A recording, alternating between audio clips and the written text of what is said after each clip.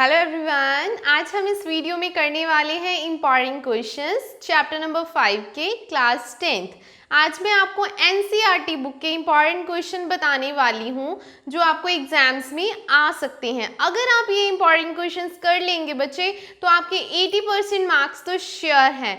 जैसा कि ये हमारा 2020 चल रहा है ड्यू टू कोविड-19, मैं आपको ये बता दूं सीबीएसई ने कौन कौन से टॉपिक ऐसे हैं जो रिड्यूस कर दिए हैं। चैप्टर 5 में से कुछ क्वेश्चन ऐसे हैं जो आपको एग्जाम में नहीं आएंगे, तो अब आपको टेंशन लेने की बिल्कुल भी ज़रूरत नहीं है। जो मैं आपको इंपॉर्टेंट क्वेश्चन बताऊंगी वो आपने अच्छे से प्रिपेयर कर लेनी है, देन आप अपने एग्जाम्स बिना किसी टेंशन के अटेम्प्ट कर सकते हैं। और मैं आपको ये भी बता दूं, मैं आपको एग्जाम्पल्स भी बताऊंगी जो इम्पॉर्टेंट है, लेकिन वो मैं आपको सॉल्व नहीं करवाऊंगी क्योंकि वो ऑलरेडी बुक में सॉल्व है। मैं आपको बेसिक एक्सरसाइज जो है हमारी चैप्टर 5 की उनके सभी इंपॉर्टेंट क्वेश्चंस बताने वाली हूँ और साथ में उनके सॉल्यूशंस भी दूंगी। So let's start the chapter 5। First of all मैं आपको एक्सरसाइज 5.1 के बारे में बताती हूँ। आपकी एनसीईआरटी बुक ले रही हूँ मैं, ये आप देख सकते हो एनसीईआरटी बुक है। एनसीईआरटी बुक में से इंपॉर्टेंट क्वेश्चंस बताने वाली हूँ जो आपको एग्जाम में आ सकते हैं। तो वेरी फर्स्ट क्वेश्चन है, इसकी जो एग्जाम्पल्स है इसमें कुछ भी इतना इंपॉर्टेंट नहीं है, तो 5.1 एक्सरसाइज स्टार्ट कर रही हूँ, उसके इंपॉर्टेंट क्वेश्चंस बता रही हूँ। सबसे पहला इंपॉर्टेंट क्वेश्चन ये है आपका क्वेश्चन नंबर 1 का सेकेंड पार्ट है आपकी बुक में से। The amount of air present in a cylinder when a vacuum pump removes 1/4 of the air remaining in the cylinder at a time। तो उन्होंने ये पूछा है कि इस स्टेटमेंट में आप ये बताइए कि जो भी हमारे नंबर्स हैं इसमें आ रहे हैं उसकी लिस्ट बनाइए और बताइए ये एपी फॉर्म करते हैं या फिर नहीं करते हैं। तो फर्स्ट ऑफ ऑल हमें क्या करना है, उन्होंने बोला amount of air present in cylinder, तो हम सिलेंडर में कितनी एयर प्रेजेंट है उसे वी लेट कर लेते हैं। First question, let amount of air present in cylinder that is V। तो मैंने V अमाउंट ऑफ एयर ले ली है जो मेरी सिलेंडर में प्रेजेंट है। आप स्टेटमेंट में देख सकते हैं उन्होंने बोला कि जो एयर हमारे पास है उसका 1/4 पार्ट रिमूव हो जाता है, देन आपको रिमेनिंग एयर निकालनी है। तो हम रिमूव्ड एयर देखते हैं कितनी है।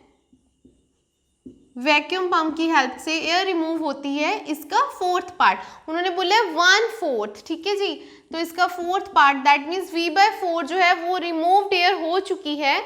अब हम लिखेंगे रिमेनिंग एयर, कितनी एयर बच गई, that is total amount of air कितना है V, और रिमूविंग एयर है दैट इज V/4। दोनों को क्या कर देंगे सब्ट्रैक्ट, V माइनस V/4, यहाँ पे मैं एलसीएम ले रही हूँ 4V minus V that is 3V/4।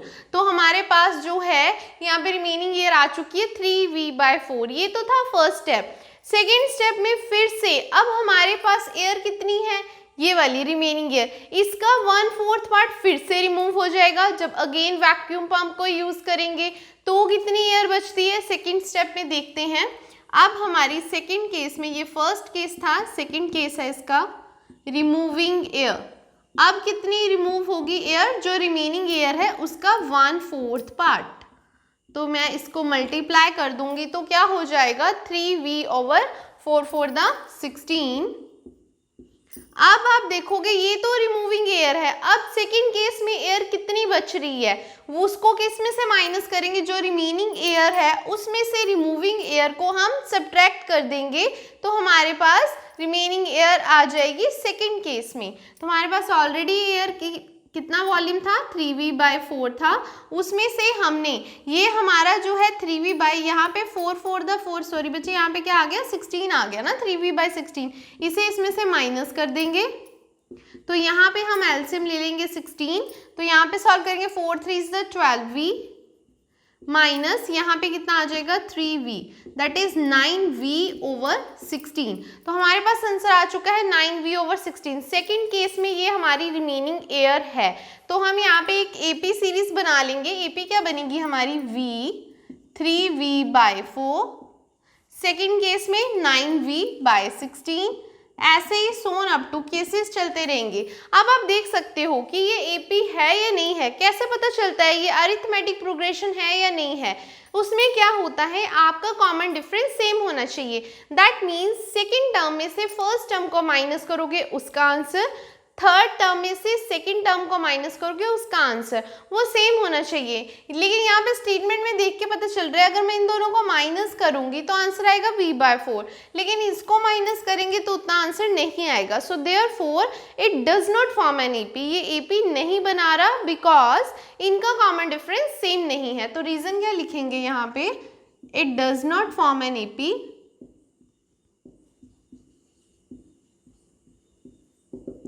यहाँ पे आप लिख सकते हो it does not form an AP because common difference is not same.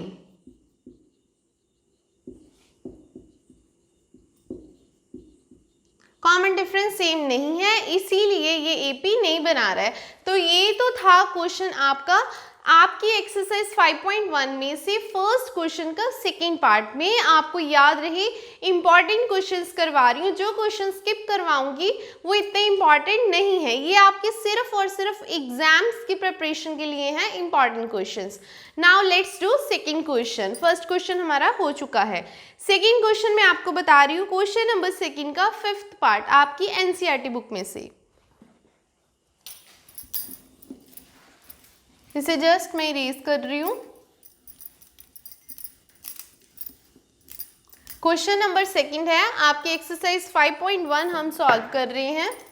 लिख लेते हैं एक्सरसाइज 5.1, उसका मैं आपको question number important question number 2 बता रही हूँ, जो कि आपकी बुक में से क्वेश्चन 2 का फिफ्थ पार्ट है। इसमें आपको क्या करना है, right the first 4 terms of an AP. आपको 4 टर्म्स लिखनी है एपी की। Write first 4 terms of an AP. AP होता है अरिथमेटिक प्रोग्रेशन। तो फर्स्ट 4 टर्म्स आपको लिखनी है। क्वेश्चन में आपको A दे रखा है -1.25 और कॉमन डिफरेंस है आपके पास -0.25। ये आपको D दे दिया है और A दे दिया है। आपको फर्स्ट 4 टर्म्स निकालनी है। देखिएगा कैसे निकालेंगे।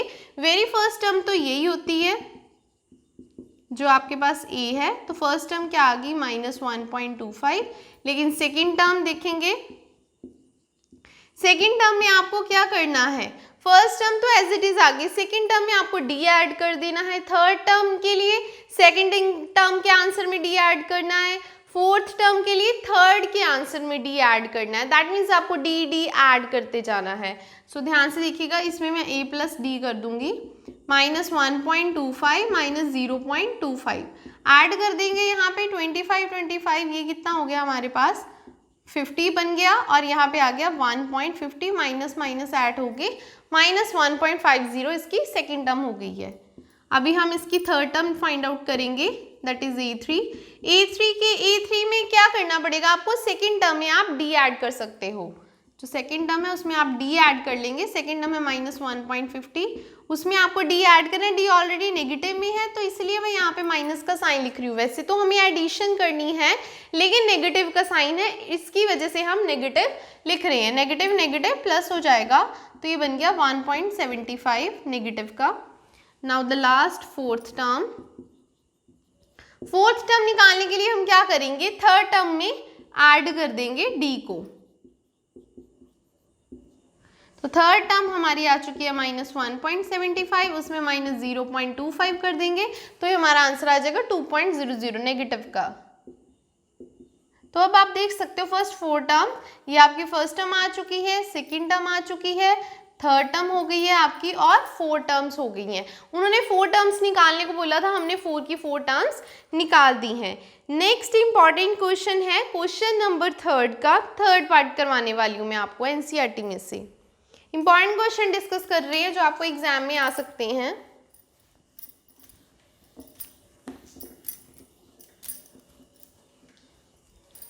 सो आपका थर्ड इंपॉर्टेंट क्वेश्चन है क्वेश्चन नंबर 3 का फिफ्थ पार्ट। उसमें आपको फर्स्ट टर्म लिखनी है, right the first term and common difference. First term और कॉमन डिफरेंस बताना है आपको। क्वेश्चन है आपका 1/3, 5/3, 9/3, 13/3 and so on up to. This is the AP आपको गिवन है ऑलरेडी। इसमें आपको फर्स्ट टर्म फाइंड आउट करनी है and common difference find out करना है। तो फर्स्ट टर्म कौन सी हो जाएगी, ये फर्स्ट वाली टर्म 1/3, ठीक है जी। तो मैं यहाँ पे लिख देती हूँ, ए आपका क्या आ गया 1/3 आ चुका है। डी निकालने के लिए हमें इन दोनों को माइनस करना पड़ेगा। डी जब कॉमन डिफरेंस, देखिए जब कॉमन डिफरेंस निकालने को बोल दिए तो दैट मीन्स ये श्योर है कि ये अरिथमेटिक प्रोग्रेशन ही है, तो दैट मीन्स इनका डी तो सेम ही आने वाला है, क्योंकि क्वेश्चन में बोला हुआ है in the following AP right the first term and common difference. That means ये प्रूफ है कि ये एक एपी है, तो दैट मीन्स इसका कॉमन डिफरेंस तो सेम है, ठीक है जी। तो हम डी निकालने के लिए सेकेंड टर्म में से फर्स्ट टर्म को माइनस कर देंगे। ध्यान से देखिएगा, 5/3 में से मैं 1/3 को माइनस कर रही हूँ, ठीक है। यहाँ पे 3 और 3 का हम ले लेंगे एलसीएम। सो ऊपर आ गया 5 - 1, न्यूमरेटर में 5 - 1 इज 4, सो आंसर इज 4/3। तो ये आपका डी निकल चुका है और ये आपकी फर्स्ट टर्म निकल चुकी है। रिप्रेजेंटेशन बहुत इंपॉर्टेंट होती है, वो भी ध्यान से कीजिए, प्रॉपर मेंशन कीजिए क्या फाइंड आउट करने को बोला है।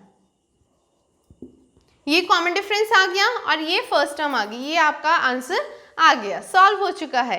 अब मैं आपको क्वेश्चन नंबर 4 बताने वाली हूँ। इंपॉर्टेंट क्वेश्चन हम कर रहे हैं, इसमें से 80% एग्जाम आपको आने वाला है। तो क्वेश्चन नंबर 4 का मैं आपको बता रही हूँ, 5th पार्ट बताऊंगी उसमें से आपको, और एक 8th पार्ट बताऊंगी, उसके बाद मैं आपको 12th पार्ट करवाऊंगी, देन मैं आपको 15th पार्ट, इसमें से मैं आपको 4 पार्ट सॉल्व करवाऊंगी, ठीक है जी। 1 बाय 1 सॉल्व करते हैं क्वेश्चन नंबर 4 को।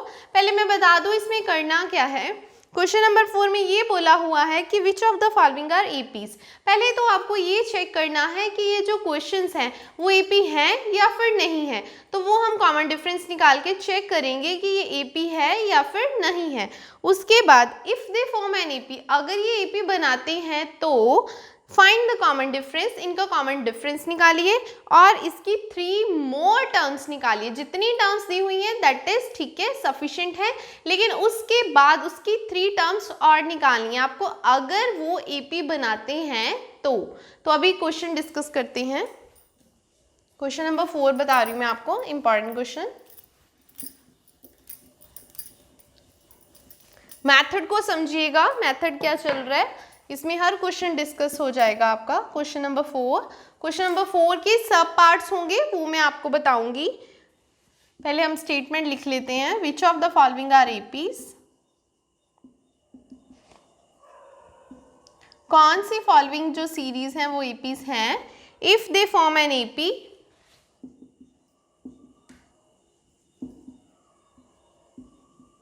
अगर वो एपी बनाते हैं देन फाइंड, आपको फाइंड आउट करना है कॉमन डिफरेंस। अगर आप कॉमन डिफरेंस चेक करके एपी चेक करोगे, कॉमन डिफरेंस तो वहीं से निकल जाएगा, ठीक है। कॉमन डिफरेंस फाइंड करना है and right 3 more terms, right 3 more terms. So very first part बताने लगी हूँ मैं आपको। क्वेश्चन नंबर 4 का 5th पार्ट है 3 plus √2, 3 plus 2 √2 and 3 plus 3 √2 and so on up to. So this is the question. आपको सबसे पहले ये चेक करना है कि ये AP है या नहीं है। अगर होगा तो D निकालना है और 3 मोर टर्म्स निकालनी है। सो ध्यान से देखिएगा मैं कैसे बता रही हूँ, बिल्कुल कॉन्सेंट्रेशन के साथ समझिए, एग्जाम में आने वाले हैं ये क्वेश्चन। तो इसमें सबसे पहले A क्या है आपका 3, मैंने 3 लिख दिया फर्स्ट टर्म, ठीक है।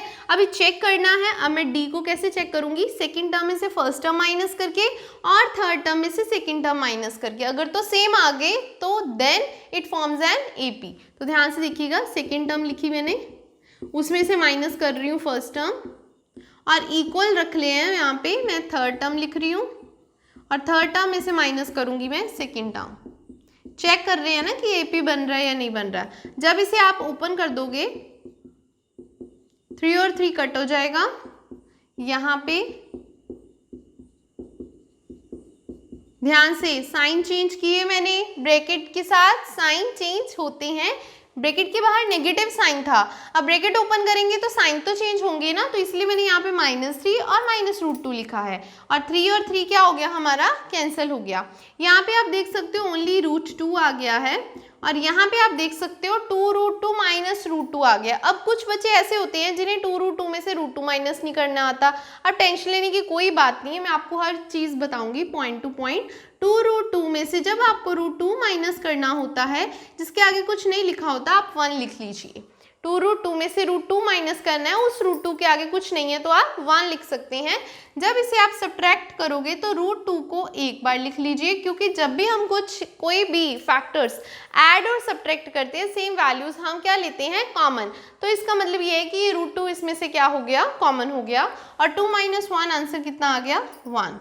सो आंसर आपका यहाँ पे भी क्या आ चुका है, √2। अब आप देख सकते हो कि आपका ये जो D है वो सेम है, यहाँ पे भी √2 है और यहाँ पे भी √2 है, that means it forms N AP। Therefore it forms an AP, तो ये AP बनाते हैं। उन्होंने क्या बोला था, अगर AP बनाएंगे तो D फाइंड आउट कीजिए, तो D तो आ चुका है √2। अब उन्होंने और क्या बोला था, 3 मोर टर्म्स, वो हम सॉल्व करते हैं। 3 मोर टर्म्स निकालते हैं इसकी, मैं जस्ट यहाँ से इरेज कर रही हूँ। 3 मोर टर्म्स निकालने के लिए हमारे पास ऑलरेडी 4 टर्म्स गिवन है, हम 5th 6th 7th टर्म निकाल देंगे।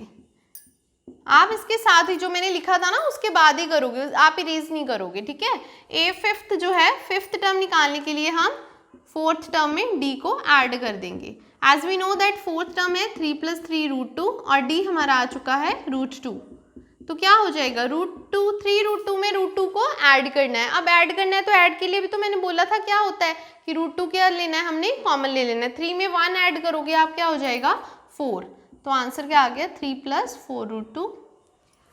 A 6 टर्म निकालने वाली हूँ, A 5th में हम D ऐड कर लेंगे। 5th टर्म हमारी कौन सी है, ये ऑलरेडी जो हम फाइंड आउट कर चुके हैं, उसमें हमने D ऐड कर दिया। अब अगेन 4 √2 में √2 ऐड करोगे तो क्या बन जाएगा, 5 √2, तो आंसर आ गया 3 + 5 √2। अब ये हमारी कौन सी टर्म निकल चुकी है, A 5th और A 6th। अब मैं निकालने वाली हूँ A 7th term. A 7th term में क्या होगा, 6th टर्म में हम ऐड कर देंगे D को, तो 3 + 5 √2 में मैंने √2 को ऐड कर दिया है। आप देख सकते हैं 5 √2 में √2 को ऐड करेंगे क्या हो जाएगा, 6 √2 हो जाएगा, और 3 एज इट इज आ जाएगा।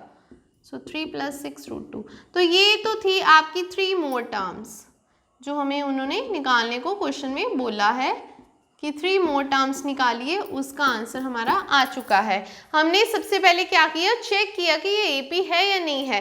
वो कैसे पता चला, हमने D फाइंड आउट किया है। D फाइंड आउट करके हमें क्लियर हो गया कि ये AP है। फिर तो D अगर फाइंड कर ही लिया है, तो उन्होंने बोला था ना फाइंड द कॉमन डिफरेंस, उसका आंसर आ गया। उसके बाद हमने 3 मोर टर्म्स निकाल लिए, ये मैं आपको बता चुकी हूँ। 5th 6th 7th टर्म निकाली है, बिकॉज ऑलरेडी आप देख सकते हो यहाँ पे 4th तक टर्म्स गिवन थी, तो इसलिए हमने पहले 5th निकाली, फिर यहाँ पे 6th निकाली है, 7th निकाली है। 5th के लिए हमने 4th में D ऐड किया था, और मैंने 6th के लिए 5th में D ऐड किया है, और आपने नेक्स्ट टर्म निकालनी है तो प्रीवियस में ही आप D ऐड करते हो। अब इसका नेक्स्ट पार्ट बताती हूँ, इसे मैं इरेज कर रही हूँ यहाँ से, ठीक है जी।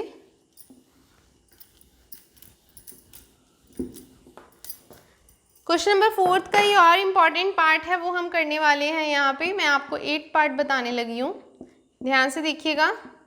सारी टर्म्स सेम हैं। इस क्वेश्चन की ये खासियत है कि इसकी ऑल टर्म्स जो हैं वो बिल्कुल सेम पैटर्न में है, -1/2, -1/2, -1/2 एंड -1/2। सो दैट्स वाई ए कितना आ गया, -1/2, ऑब्वियसली वही आएगा -1/2। अब D चेक करते हैं सेम है या नहीं। Second term -1/2 minus first term that is again -1/2, तो मैं यहाँ पे ऐसे लिख दूंगी। देखिए ध्यान से देखना, ये चीज़ बिल्कुल सेकेंड टर्म में से माइनस हो रही है फर्स्ट टर्म के आगे ऑलरेडी नेगेटिव था ना, लेकिन हमने एक भी तो नेगेटिव लगाना है, माइनस कर रहे हैं, तो नेगेटिव नेगेटिव क्या हो जाएगा, पॉजिटिव। सो -1, यहाँ पे हम थर्ड टर्म में से सेकेंड टर्म को माइनस करते हैं, इसको सॉल्व में नीचे करती हूँ, +1/2। यहाँ पे आप देख सकते हो थर्ड टर्म में से सेकेंड टर्म निकालना है, वो भी बिल्कुल सेम वैसे ही सेम ही आएगा, क्योंकि वैल्यू जो सेम चल रही है। अब कैंसिल कर दो, बस कॉमन डिफरेंस क्या आ जाएगा, 0, दोनों इक्वल हो गए ना, therefore it forms an AP.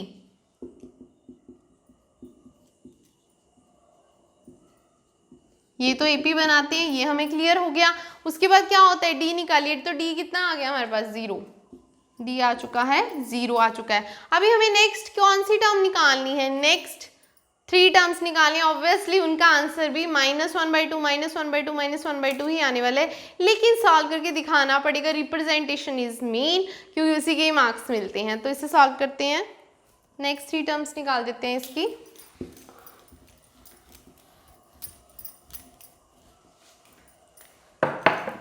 तो मैं इसकी 5th टर्म निकालने वाली हूँ और 6th term and the 7th term. 5th term के लिए 4th टर्म जो थी आपकी -1/2, उसमें जो हमारा d था 0 ऐड कर देते हैं। 6th में 5th वाले के आंसर में 0 ऐड कर दीजिए, बिकॉज हमारा d जो है वो मैं यहाँ पे लिख देती हूँ, d आपका 0 है तो 0 ऐड होता जाएगा। तो किसी चीज़ में 0 ऐड कर दो, उसके आंसर में नो चेंज, वही आंसर आता है। सो सबके आंसर -1/2 -1/2 -1/2 आ चुके हैं। 3 मोर टर्म्स भी हमारी फाइंड आउट हो गई हैं। अभी नेक्स्ट क्वेश्चन करते हैं, 2 पार्ट्स और हैं इंपॉर्टेंट इसके, वो मैं आपको बताने वाली हूँ, that is the 12th part and the 14th part. अभी स्टेटमेंट मैं इरेज कर रही हूँ, ये आपको क्लियर हो गई है कि क्या चल रहा है हमारा। तो मैं क्वेश्चन नंबर 4 का 3rd पार्ट बता रही हूँ, इम्पॉर्टेंट 3rd पार्ट। तो आप बुक में से देख सकते हैं, 12th पार्ट है, दैट इज √2, √8, √18 एंड द √32। मैं आपको डिफिकल्ट और इम्पॉर्टेंट बोथ पार्ट्स बता रही हूँ ताकि आपको इजी हो जाए। तो ध्यान से देखिएगा, करना क्या है, again very first term is √2. Now you have to find the d to check that it is a AP or not. ये हमें चेक करना है कि AP है या नहीं है। उसके लिए हमें क्या करना पड़ता है, हमें d निकालना पड़ता है। ध्यान से देखिएगा, तो यहाँ पे जब हम d निकालेंगे, that is second term minus first term and the third term minus second term। अब देखने में क्या होगा कि हम रूट को, कई बच्चे क्या करते हैं 8 में से 2 माइनस के √6 लिख देते हैं। बच्चे ऐसा नहीं होता, रूट में रूट को हम सब्ट्रैक्ट नहीं कर सकते, ठीक है। सो ध्यान से देखिएगा, मैं इस रूट को सिंप्लीफाई करूंगी रूट के एलसीएम को लेके। ध्यान से देखिएगा, 8 जो है, 8 को सिंप्लीफाई आप कैसे कर सकते हैं, आप उसका एलसीएम ले सकते हैं। सो आप देख सकते हैं, मैं आपको बहुत छोटे छोटे बेसिक से स्टेप बता रही हूँ। 8 का एलसीएम क्या होगा, 4 to the 8, 2 to the 4, 2 1 the 2। तो यहाँ पे 2 की क्या बन चुकी है, पेयरिंग, लेकिन एक 2 बच चुका है। तो आप इसको √8 को क्या लिख सकते हैं, 2√2 माइनस √2 एज इट इज़ आ गया ये वाला हमारा। अब 18 का जब हमें लिखना है, हमें 18 का भी एलसीएम लेना पड़ेगा। तो यहाँ पे मैं 2 के टेबल पे ले रही हूँ पहले, देन 3 के टेबल पे। तो आप देख सकते हो 3 की पेयरिंग हो गई है, लेकिन 2 की पेयरिंग नहीं हुई है, तो आप इसे 3√2 लिख सकते हो। और 8 को आपने देख ही लिया है, इसको हम 2√2 लिखते हैं। या आई होप कि आप सबको पता होगा कि ऐसे लिखा जा सकता है। तो 2√2 में से √2 माइनस किया, दैट इज √2। 3√2 में से 2√2 को माइनस किया, दैट इज √2। तो यहाँ पे इक्वल है, तो D आपका सेम आ चुका है, therefore it forms N AP। तो ये AP बना रहा है। अगर AP बना रहा है तो कॉमन डिफरेंस जो कि √2 है। अब हमें नेक्स्ट 3 टर्म्स निकालनी है, वो ध्यान से देखिएगा कैसे निकालनी है। नेक्स्ट 3 टर्म्स, नेक्स्ट 3 टर्म्स निकालने वाली हूँ मैं यहाँ पे। फर्स्ट 4 तो दी हुई हैं, हमें एक 5th टर्म निकालनी है, एक 6th टर्म निकालनी है और एक 7th टर्म निकालनी है। 5th के लिए 4th में हम D को ऐड करेंगे, 6th के लिए हम 5th में D को ऐड करेंगे। ध्यान से देख सकते हैं, नेक्स्ट टर्म निकालने के लिए प्रीवियस टर्म में कॉमन डिफरेंस D ऐड होता रहता है, ठीक है जी। और 7th निकालने के लिए 6th में D ऐड करेंगे। 4th टर्म आप देख सकते हो, यहाँ पे 4th टर्म क्या है, √32। √32 में आप √2 ऐड कर दीजिए। अब √32 को आपको फिर से वैसे एलसीएम के साथ स्प्लिटिंग करके इसे लिखना पड़ेगा। तो मैं यहाँ पे 32 का एलसीएम लेती हूँ। आप देख सकते हैं एलसीएम ले रही हूँ मैं। आई होप ये बेसिक सा स्टेप सबको आता होगा। तो जस्ट पेयरिंग बना रही हूँ, 2 पेयर्स बन चुके हैं 2 2 के, दैट मीन्स 4√2 इसका आंसर आ चुका है। 4√2 प्लस √2, 4√2 में √2 ऐड करोगे तो बन जाएगा 5√2। तो ये आपकी आ चुकी है 5th टर्म। 5th टर्म में हमने अगेन D ऐड करना है, वो आ चुका है आपका 6√2 6√2 में आपको d ऐड करना है तो वो आंसर आ जाएगा 7√2। आपने देखा होगा कि हमें एक ही बार एलसीएम लेना पड़ा 32 का। नेक्स्ट टर्म्स वैसे ही रूट की फॉर्म में आ गई हैं अपने आप। ठीक है जी, ये हमारा आंसर है।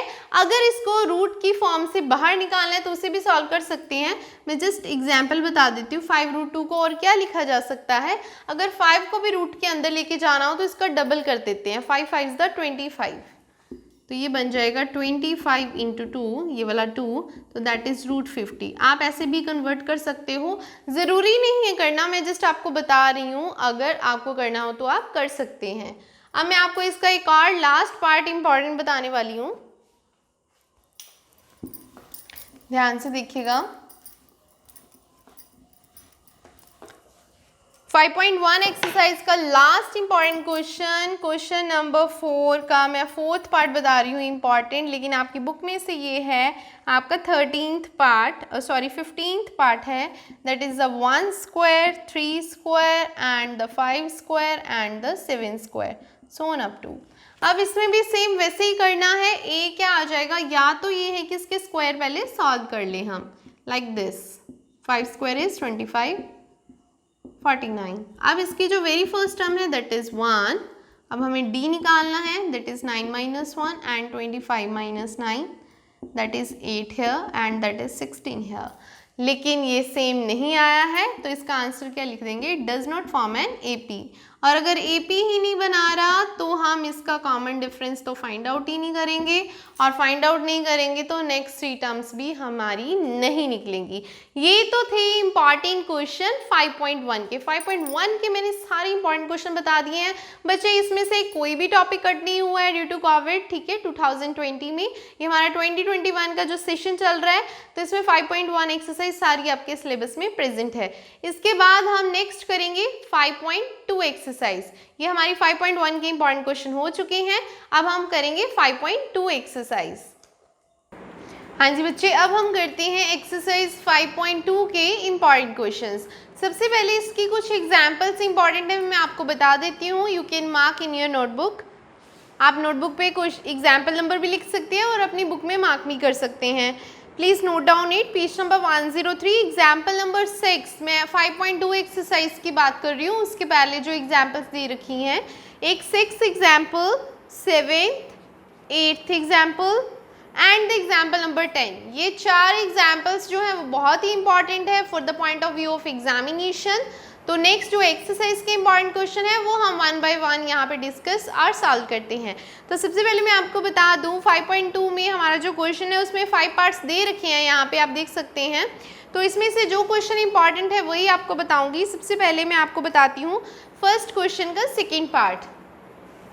हमारा इंपॉर्टेंट क्वेश्चन, हम 4 इंपॉर्टेंट क्वेश्चन कर चुके हैं प्रीवियस एक्सरसाइज में 5.1 में। तो अभी मैं क्वेश्चन नंबर 5 लिखूंगी इसे, क्योंकि हम टोटल पूरे चैप्टर के इंपॉर्टेंट क्वेश्चंस आपको बताएंगे। तो क्वेश्चन नंबर 5 जो है वो उसमें देखिए कौन कौन सा, आप अपनी बुक में से देख सकते हैं। क्वेश्चन नंबर 1 का जो है सेकेंड पार्ट आपको बता रही हूँ। सेकेंड पार्ट में क्या है, आपको a दिया हुआ है -18। सबसे पहले मैं गिवन लिखूंगी, देन फॉर्मूला अप्लाई करूंगी, देन सॉल्व करूंगी।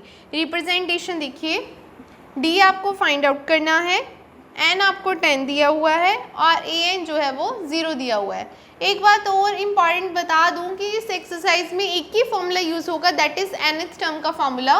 वो यहाँ पे मैं लिख रही हूँ, अच्छे से समझ लीजिएगा। a + n - 1d, ये nth टर्म का फॉर्मूला है। यहाँ पे a का मतलब फर्स्ट टर्म है एंड d का मतलब कॉमन डिफरेंस है, n का मतलब है number of terms present in the AP, means arithmetic progression या सीक्वेंस में कितनी नंबर ऑफ टर्म्स है उसका ये फॉर्मूला है a nth टर्म का। तो ये जो है हमारा गिवन क्वेश्चन है, तो इसमें से हमें d निकालना है, हमें an 0 दिया हुआ है, तो हम an का फॉर्मूला अप्लाई करेंगे। सबसे पहले लिखेंगे we know that an = a + n - 1d। देन आप यहाँ पे a की वैल्यू दैट इज़ -18 सब्सटीट्यूट कर दोगे। n हमें पता है कितना है 10 - 1, d हमें पता नहीं, हम एज इट इज़ लिख देंगे। an की वैल्यू हमारे पास 0 है तो हम 0 लिख देंगे। देन -18 को मैं इधर मूव कर दूंगी, it becomes +18, 10 - 1 that is 9d cancel कर देंगे। सो हमारा जो D है वो 2 आ चुका है। ये हमारा हो गया क्वेश्चन नंबर 5 का फर्स्ट पार्ट, ठीक है, जो कि आपकी बुक में क्वेश्चन नंबर 1 का सेकंड पार्ट है 5.2 एक्सरसाइज। नेक्स्ट इंपॉर्टेंट पार्ट मैं बताती हूँ इसका। ये मेरे अकॉर्डिंग 5th पार्ट था, क्वेश्चन नंबर 5 का फर्स्ट पार्ट था। सेकंड पार्ट मैं आपको बताऊंगी, लास्ट पार्ट है इसका आपकी बुक में। A आपको दे रखा है 3.5 एंड D आपको 0 दे रखा है एंड N की वैल्यू 105 है। आपको AN फाइंड आउट करना है, AN फाइंड आउट करना है। तो इसमें भी वही करेंगे हम, वी नो दैट AN का फॉर्मूला अप्लाई कर लेंगे हम, that is A plus N minus 1 D। तो as we know that A is here 3.5, तो वैल्यू सब्सटीट्यूट करनी है सिंपली जस्ट फॉर्मूले में, ठीक है, फॉर्मूले में वैल्यू सब्सटीट्यूट करने हैं। N हमें पता है 105 है minus 1 and we know that the D is 0 here और AN हमें फाइंड आउट करना है। मैं आपको बता दूं 105 में से 1 माइनस करेंगे दैट इज 104, लेकिन 104 को जब आप 0 से मल्टीप्लाई करोगे इट बिकम्स 0, तो आंसर क्या बचेगा 3.5 ओनली। तो आप लिख सकते हैं आंसर क्या आ जाएगा 3.5 ओनली, बिकॉज ये पूरा का पूरा क्या बन जाएगा 0। तो AN का आंसर आ चुका है। अब मैं आपको बताऊंगी आपकी 5.2 एक्सरसाइज से क्वेश्चन नंबर 2 का important part, that is the second part, ठीक है जी। तो मैं आपको इंपॉर्टेंट क्वेश्चन बता रही हूँ, साथ साथ में सॉल्व भी करवा रही हूँ। हमारे 5 इंपॉर्टेंट क्वेश्चन हो चुके हैं, तो हम टोटल क्वेश्चन देखेंगे कितने होते हैं। पूरा कंप्लीट 5th चैप्टर करने वाले हैं। तो हमारा इंपॉर्टेंट क्वेश्चन नंबर 6 आपकी बुक में से सेकंड पार्ट है 5.2 एक्सरसाइज का। 11th term of the AP,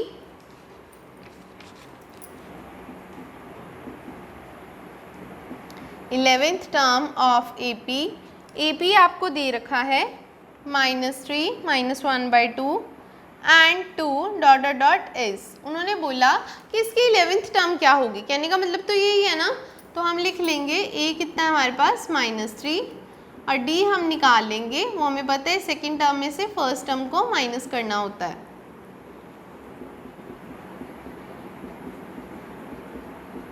तो ये 2 एलसीएम आ गया, ये बन गया यहाँ पे 3 to the 6, 6 - 1 कितना हो गया 5/2। तो ये बन चुका है 5/2 आपका D। अब हमें निकालना क्या है, आप देख सकते हैं 11th टर्म। मैं AN का फॉर्मूला लगा रही हूँ यहाँ पे। वी नो दैट हमें लिखना है, प्रॉपर रिप्रेजेंटेशन करनी है एग्जाम में। वी नो दैट जो फॉर्मूला होता है वो मेंशन करना होता है। N की वैल्यू क्या आएगी 11, क्योंकि आपको 11th टर्म निकालनी है, दैट मीन्स आपको A11 निकालना है।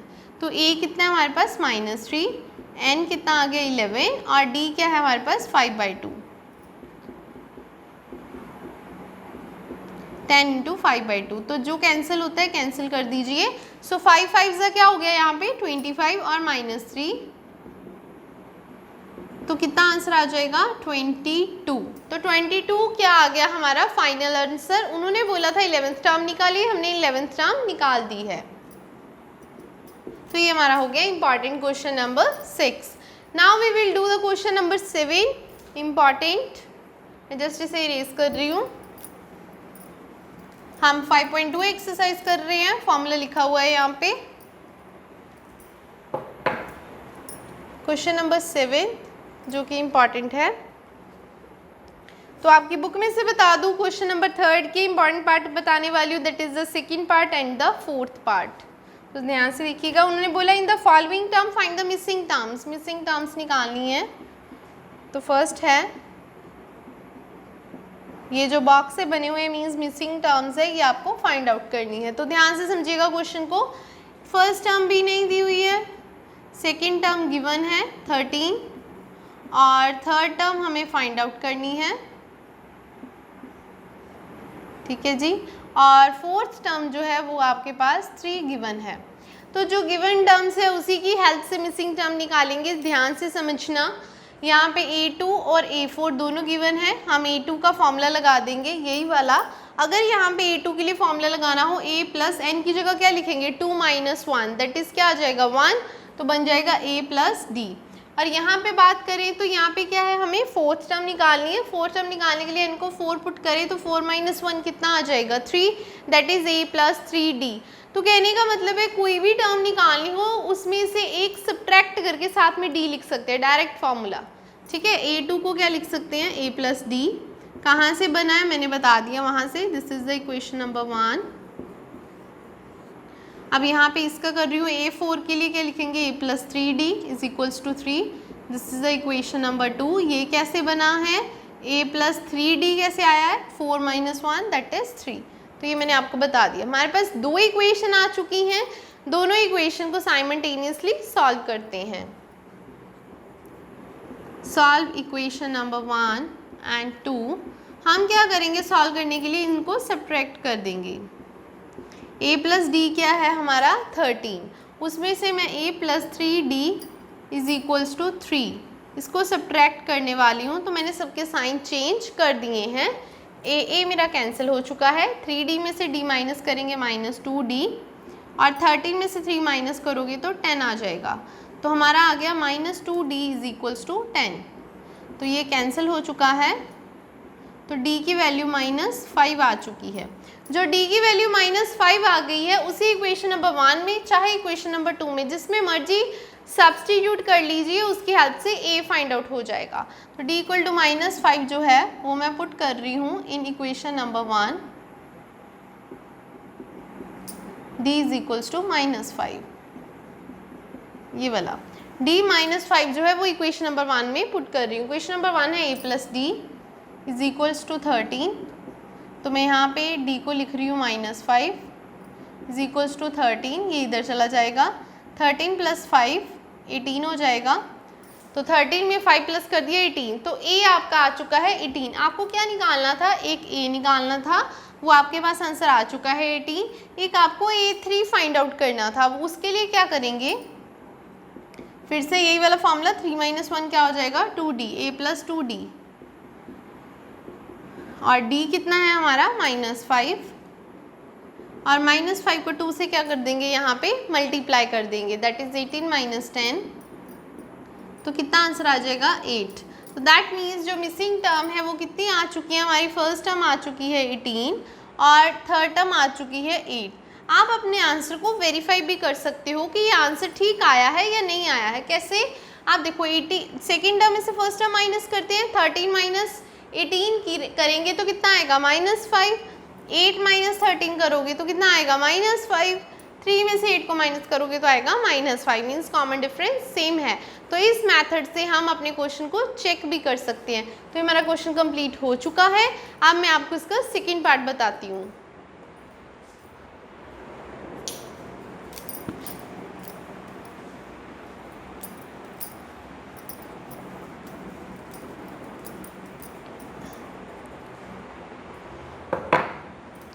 आप हम कर रहे थे क्वेश्चन नंबर 7, इसका सेकेंड पार्ट आपकी बुक में से 4th पार्ट है क्वेश्चन नंबर 3 का।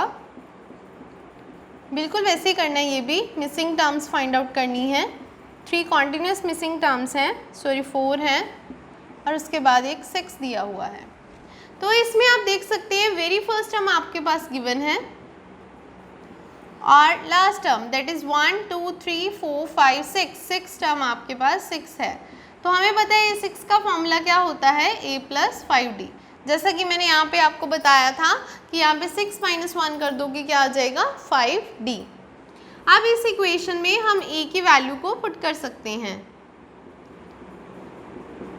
तो -4 उधर जाके प्लस हो जाएगा, 6 प्लस 4 दैट इज 10।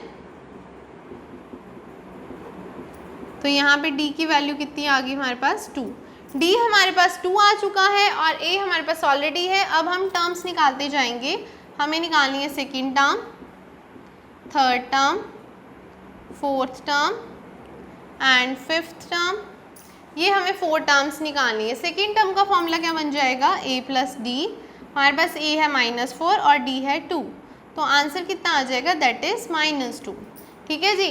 अब a3 निकालने के लिए क्या लिख देंगे, a plus 2d।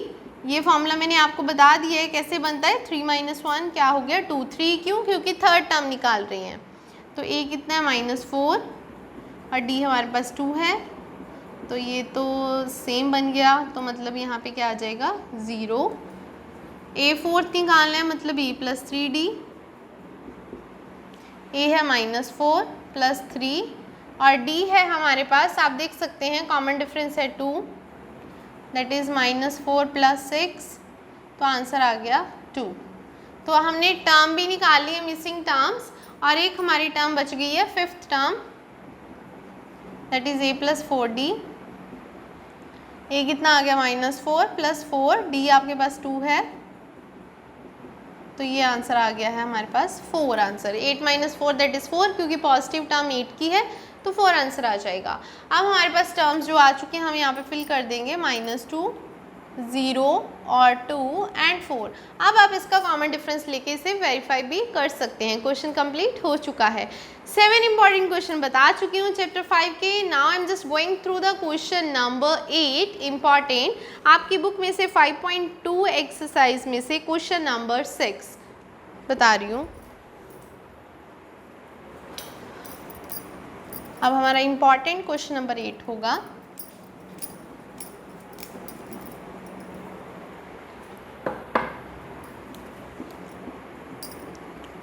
Six question देखिए अपनी बुक में से। चेक करना है वेदर -150 जो है वो टर्म एपी की है या फिर नहीं है, वो आपको चेक करना है। 11852 ये एपी है, वो कहते हैं कि -150 जो है वो इसकी टर्म है या नहीं है। कोई भी टर्म आपको जब चेक करनी हो वो सीरीज का पार्ट है या नहीं है, उसे आप an लेट कर लीजिए। कौन सी टर्म? nth term. पता नहीं है ना कौन सी है, तो वो nth टर्म लेट कर लेंगे। Let an is equal to -150।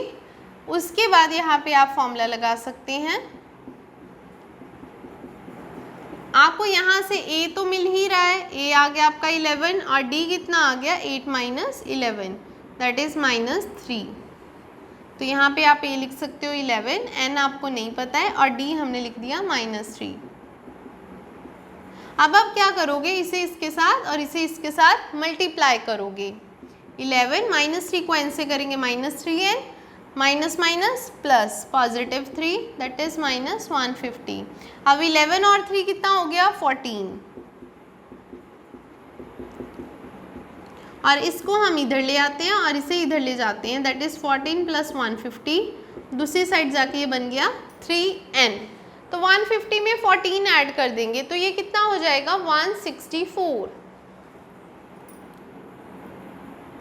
164 is equal to 3n। तो 164 जो है यहाँ पे लिख देती हूँ, 164 जो है वो 3n। 164 को 3 से आप डिवाइड जब करेंगे तो आप प्रॉपरली डिवाइड नहीं कर सकते, because 4 3 is the 12 and 5 3 is the 15। आप यहाँ पे अगर डिवाइड कर भी देते हो तो 5 आ जाएगा, लेकिन 14 तो 3 के टेबल पे जाता नहीं है, वहाँ पे तो 12 आ जाएगा, 4 3 इज द 12। तो नेक्स्ट डेसिमल में आंसर आएगा। देखिए कभी भी नंबर ऑफ टर्म्स जो है वो डेसिमल में नहीं आ सकती, वो काउंटेबल फॉर्म में होनी चाहिए। So that's why -150 is not a term of this arithmetic progression, क्योंकि ये डेसिमल में आंसर आ गया और ये फ्रैक्शन में है। हम लिखेंगे because number of terms must be whole number, क्योंकि जो नंबर ऑफ टर्म्स है वो होल नंबर में होनी चाहिए, therefore it is not a term of an AP। तो ये AP की टर्म नहीं है। अब हम इम्पॉर्टेंट क्वेश्चन 8 क्वेश्चन इम्पॉर्टेंट कर चुके हैं, हर टाइप का क्वेश्चन हो रहा है। इसके बाद हम करेंगे क्वेश्चन नंबर 9 इम्पॉर्टेंट, लेकिन वो आपकी बुक में से है 10th क्वेश्चन, वो वाला क्वेश्चन अब हम करेंगे। तो नेक्स्ट करते हैं इम्पॉर्टेंट क्वेश्चन नंबर 9, जो कि आपकी बुक में से है क्वेश्चन नंबर 10th। ठीक है जी, तो मेरे इम्पॉर्टेंट क्वेश्चन के सीक्वेंस के अकॉर्डिंग है क्वेश्चन नंबर 9। आप अपनी बुक में 10th क्वेश्चन देख सकते हैं। स्टेटमेंट है द 17th टर्म जो है एपी की वो एक्सीड कर रही है 10th टर्म से 7। 17th टर्म 10th टर्म से 7 एक्सीड करती है, आप उसका कॉमन डिफरेंस फाइंड आउट कीजिए। क्वेश्चन में ये बोला गया है, तो स्टेटमेंट के अकॉर्डिंग क्या होगा 17th टर्म 7th टर्म से, ठीक है जी। 17th टर्म 10th टर्म से, सॉरी 10th टर्म से कितना एक्सीड करती है, 7। दैट मीन्स 17 टर्म और 10th टर्म में डिफरेंस 7 है। आपको डी फाइंड आउट करना है। तो यहाँ पे ये 17 के लिए ये वाला अकॉर्डिंग टू फॉर्मूला लगा देंगे, that is a plus 16d, और a10 का फॉर्मूला हो जाएगा a प्लस 9d। ध्यान से देखिएगा, तो मैं ब्रैकेट को ओपन करने वाली हूँ। साइन चेंज हो गए हैं, ठीक है जी, साइन चेंज हो गए हैं, a और a कैंसिल हो गए हैं। 16 में से 9 माइनस कर देंगे तो कितना आ जाएगा, 7d, 7 7 cancel, so your common difference is 1। तो d आपका आंसर आ चुका है 1, d is equal to 1। Now next important question है आपकी बुक में से, क्वेश्चन नंबर 12 है इंपॉर्टेंट क्वेश्चन। मेरे अकॉर्डिंग यहाँ पे इंपॉर्टेंट क्वेश्चन का क्वेश्चन नंबर 10 स्टार्ट हो रहा है। क्वेश्चन नंबर 10 देखिए, आप अपनी बुक में से देख सकते हैं 12th क्वेश्चन। क्वेश्चन की स्टेटमेंट क्या है कि दो एपी हैं, 2 एपीज हैं, उनका कॉमन डिफरेंस सेम है। The difference between their 100,000 term is 100। उनकी जो 1000 टर्म है ना, उनका डिफरेंस है 100 है, ठीक है। What is the difference between their 1000 term, उनकी 1000 टर्म में कितना डिफरेंस होगा। तो उन्होंने बोला दोनों का कॉमन डिफरेंस सेम है। दो एपी लेट कर लेते हैं, तो मैं एपी ले रही हूँ यहाँ पे, A1 A2 A3 A4, एक मैंने ये वाली एपी ले ली, लेट कर रही हूँ मैं, और दूसरी मैंने ले ली B1 B2 B3 and B4। दो एपीज ले ली हैं मैंने। उन्होंने बोला कॉमन डिफरेंस, तो मैंने यहाँ पे D निकाला, that is A2 minus A1, और यहाँ पे D निकाला मैंने, that is B2 minus B1। वो कहते हैं दोनों का कॉमन डिफरेंस सेम है, तो दैट मीन्स दोनों के एक्सप्रेशन जो है वो इक्वल है। साथ में ये बोला गया है कि उनकी जो 1000 टर्म का डिफरेंस है ना, वो 100 है। उनकी जो 1000 टर्म जो है ना, A1000 और B1000, उनका जो डिफरेंस है माइनस करके, वो 100 है। और आपको उनकी 100th टर्म का जो डिफरेंस है, दैट इज 100, सॉरी यहाँ पे 100 टर्म है, 100 टर्म का डिफरेंस जो है वो 100 है। और आपको फाइंड आउट करना है उनकी 1000 टर्म का डिफरेंस, वो आपको फाइंड आउट करना है, ये क्वेश्चन है, ठीक है जी। तो 100 का फॉर्मूला क्या आ जाएगा, a प्लस 99d, और B100 का फॉर्मूला आ जाएगा b प्लस 99d। आप a भी लिख सकते हो, A1 भी लिख सकते हो, यहाँ पे B1 भी लिख सकते हो, क्योंकि फर्स्ट टर्म होती है, is equal to 100। Just open the bracket, 99d cancel हो गए, A1 माइनस B1 क्या आ चुका है, 100। आप देख सकते हैं यहाँ पे A1 माइनस B1 आ चुका है 100। अब हम इस तरफ जा रहे हैं, जो हमें फाइंड आउट करना है A1000, that is A plus 999d minus B plus 999d। आप यहाँ पे B1 और A1 भी लिख सकते हैं, सेम वैसे ही ब्रैकेट्स ओपन कर रही हूँ। बहुत ही सिंपल से क्वेश्चन है, ध्यान से समझोगे तो बहुत ही इजी चैप्टर है। तो ये हमारा कैंसिल हो चुका है, तो यहाँ पे आ चुका है A1 माइनस B1। अब आप देखोगे कि आपने ऑलरेडी फाइंड आउट किया हुआ है A1 माइनस B1 कितना है, 100, तो वहाँ पे भी क्या आ जाएगा, 100।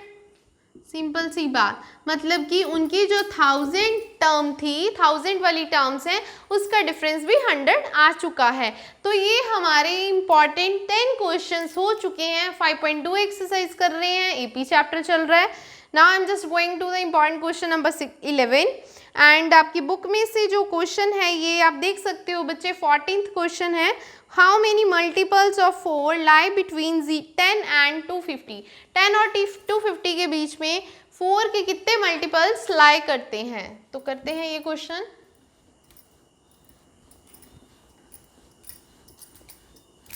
तो क्वेश्चन की स्टेटमेंट मैं यहाँ पे नहीं लिख रही हूँ, आपको बता रही हूँ साथ साथ में क्वेश्चन कौन सा है, ठीक है जी। तो अभी हम कर रहे हैं 11th क्वेश्चन इम्पॉर्टेंट, लेकिन आपकी बुक में से बता दूं क्वेश्चन नंबर 14 है 5.2 एक्सरसाइज का, कि how many numbers lie between 10 and 250। 10 and 250, ठीक है जी, बट मल्टीपल्स किसके होने चाहिए, 4 के। 4 के मल्टीपल का मतलब क्या है कि 4 के साथ डिवाइड होना चाहिए। तो 10 तो 4 के साथ नहीं होता, 11 भी नहीं होगा, तो नेक्स्ट टर्म क्या आएगी, 12 4 के साथ डिवाइड हो जाएगा। उसकी नेक्स्ट टर्म सोचने की जरूरत नहीं है, 4 ऐड कर दो, 4 उसका कॉमन डिफरेंस होता है, 12 प्लस 4 16, 16 में 4 ऐड कर दो 20, 20 में 4 ऐड कर दो 24, ऐसे ही टर्म्स चलती रहेंगी। लेकिन लास्ट टर्म कौन सी आएगी, उसने बोला 10 और 250 के बीच वाले सारे नंबर जो 4 के मल्टीपल्स हैं। 250 पीछे से देखेंगे 4 से डिवाइड नहीं होता, 249 नहीं होता, 248 हो जाता है, तो मैं लास्ट टर्म ये लिख दूंगी। तो ये हमारी एक एपी बन गई है, अरिथमेटिक प्रोग्रेशन, जिसका कॉमन डिफरेंस है 4। तो आप लिख सकते हो a is 12 and d is 16 minus 12 that is 4। अब आपको करना क्या है, उन्होंने बोला how many terms, how many terms बोला है तो मतलब आपको number of terms find out करनी है, n निकालना है। तो आप an लेट कर लोगे, an जो है आपकी लास्ट टर्म है 248। मैं आपको बता दूं एक चीज़ और, an को हम लास्ट टर्म भी बोलते हैं, al भी बोलते हैं लास्ट टर्म, ठीक है जी। an 248 ले लिया, फॉर्मूला अप्लाई कर दिया, a की वैल्यू हमारे पास 12 है और d की वैल्यू हमारे पास 4 है, तो ये आ गया 12 plus 4n minus 4 that is 248। 12 में से 4 माइनस कर दिए, कितने आ गए 8 plus 4n is equal to 248। तो हम 8 को उधर लेके जाके क्या कर देंगे, सब्ट्रैक्ट कर देंगे। तो मैं यहाँ पे लिख रही हूँ 4n is equal to 248 minus 8, तो यहाँ पे आ गया हमारे पास 240। इसको कटिंग कर देंगे, 6 4 द 24 60, तो n आंसर आ चुका है 60। तो दैट मीन्स कितने नंबर्स हैं जो 10 और 240 के बीच में आते हैं और 4 के मल्टीपल्स है, दैट इज टोटल नंबर्स हैं 60। तो हम लिख देंगे देयरफॉर 60। उन्होंने पूछा था हाउ मेनी नंबर्स, तो 60 numbers lie between 10 and 250, 10 and 250, 250 के बीच में लाई करते हैं, जो कि मल्टीपल्स किसके हैं, 4 के हैं। आप लिख सकते हो मल्टीपल्स ऑफ 4। तो ये क्वेश्चन हमारा कंप्लीट हो चुका है। 11th क्वेश्चन था इंपॉर्टेंट, लेकिन आपकी बुक में से ये क्वेश्चन नंबर 14 था। अब मैं आपकी बुक में से question number 15 and 16, 17, 15, 16, 17 and 19th question करवाने वाली हूँ। Next question,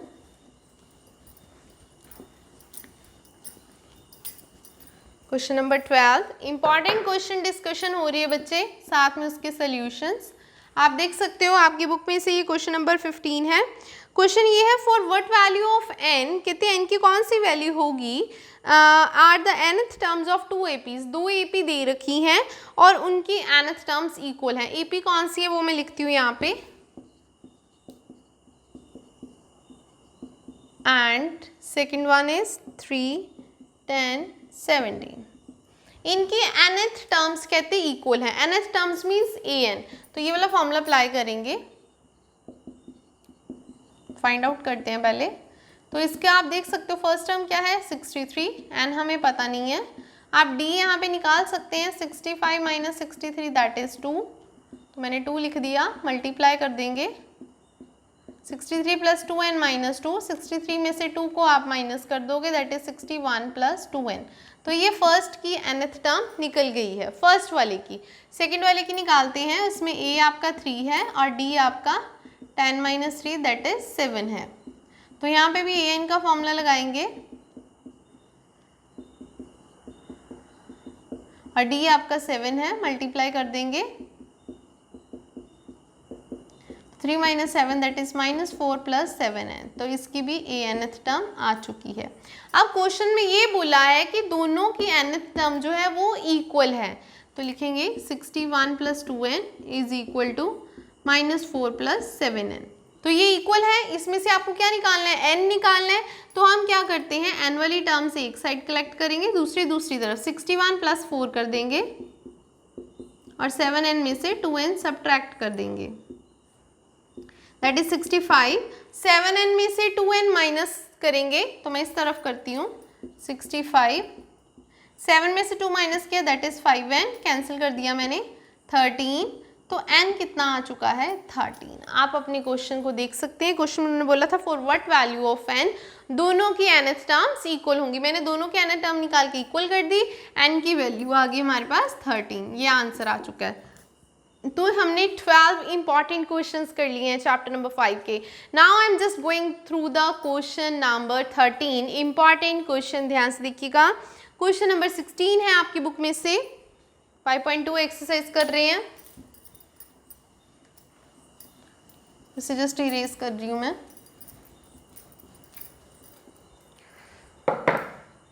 Now important question is question number 13 but from your book is question number 16. Determine the AP, एक ऐसी AP निकाली जिसकी थर्ड टर्म 16 है and seventh term exceed the fifth term by 12। Seventh term fifth term से 12 बड़ी है, seventh term exceed the fifth term by 12। ध्यान से देखिएगा, गिवन ये है थर्ड टर्म 16 है और सेवेंथ टर्म जो है वो फिफ्थ टर्म से एक्सीड कर रही है बाय 12। तो A3 का फॉर्मूला लगाएंगे A + 2D दैट इज 16, तो इक्वेशन नंबर 1 बन गई है हमारी। तो यहाँ पे A7 का फॉर्मूला लगाएंगे A + 6D और A5 का फॉर्मूला लगाएंगे A + 4D, ब्रैकेट में रखेंगे क्योंकि आगे क्या है, नेगेटिव है, तो इसे ओपन कर देंगे तो A कैंसिल हो गया, 60 - 4D आ गया 2D, आप उस तरफ देख सकते हैं 12 है, सो इसे हमने कैंसिल कर दिया, D हमारा आ चुका है 6, D हमारा 6 आ चुका है, इसे इक्वेशन नंबर 1 में पुट कर देंगे, पुट इन 1, इक्वेशन 1 में पुट कर देंगे D को, A + 2, D हमारा 6 आ चुका है, तो यहाँ पे बन गया 12, आप 12 को दूसरी तरफ लेके जा सकते हैं, वो 16 में से माइनस हो जाएगा, तो A कितना आ गया 4, A कितना आ चुका है 4 आ चुका है और D हमारा 6 आ चुका है। हमें फाइंड आउट क्या करना था, find the AP, determine the AP था, तो AP के अकॉर्डिंग फर्स्ट टर्म 4 आ चुकी है, next term 4 + 6 that is 10, next term 10 + 6 कितनी होगी 16, हम DD ऐड करते जाते हैं ना, 16 में फिर से 6 ऐड कर दोगे 22, तो दिस इज एन AP। तो हमें AP निकालनी थी तो हमने AP निकाल दी है। उन्होंने बोला था डिटरमाइन द AP, AP की आ गई 4, 10, 16 एंड 22। ठीक है जी, क्वेश्चन हो चुका है, question number 13 important question done है, बट ये क्वेश्चन नंबर 16 था from your book. Now I am just going through the question number 14 important, but तुम्हारी बुक में से क्वेश्चन नंबर 17 है, सो इसे ध्यान से देखिएगा कैसे करना है।